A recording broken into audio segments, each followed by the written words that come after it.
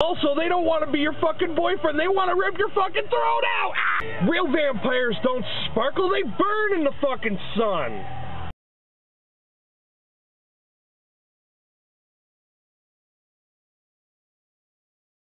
Okay, I promised you guys I was going to talk about some cool vampire stories. I mentioned this author before, David Wellington. This is a book. This is his first book from his Laura Caxton series called 13 Bullets.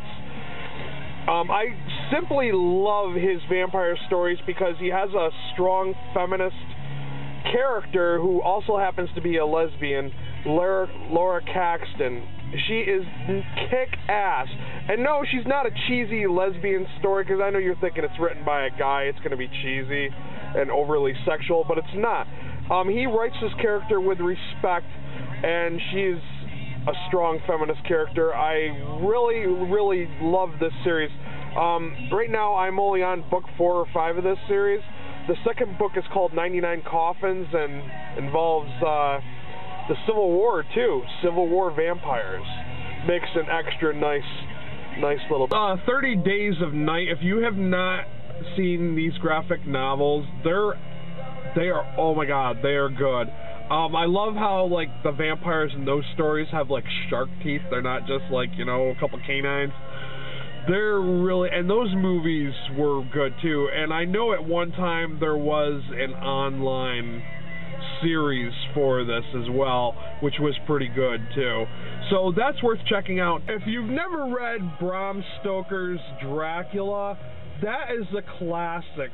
And I know ironically, I've seen where they misspelled Mr. Stoker's last name, and in this video game series called You Don't Know Jack, I can't remember which number it was, but they listed him as Bram Stoker. Yeah, Stoker.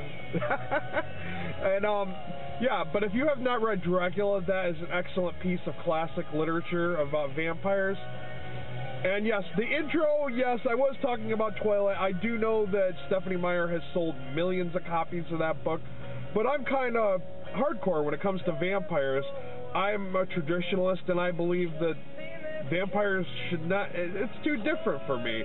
I'm a little more easygoing when it comes to zombies. Like, I think that there's a little more sway with those kind of stories, I guess.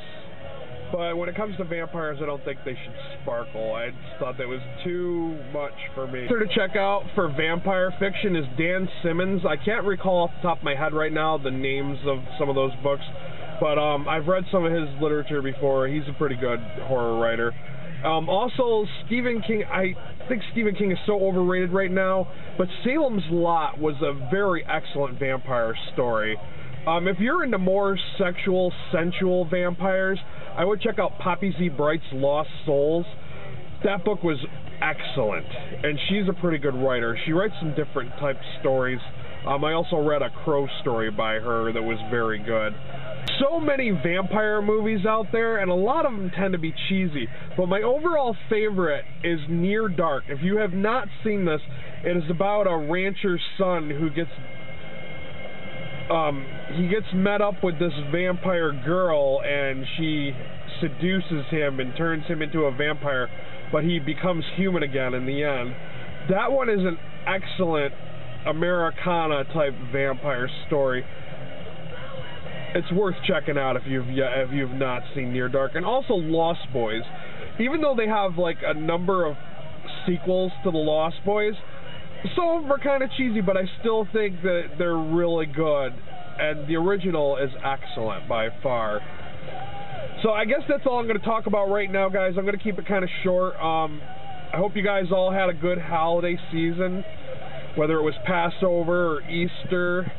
And I did make some zoo footage over the weekend, but I thought it was kind of boring, and I'm not sure if I want to upload it or not, because I don't know if it'll really keep your guys' attention. I didn't really say too much when I was filming the animals. The zoo was very, very crowded for the Easter holiday. And that's it. Like, subscribe, share it with your friends, and peace out.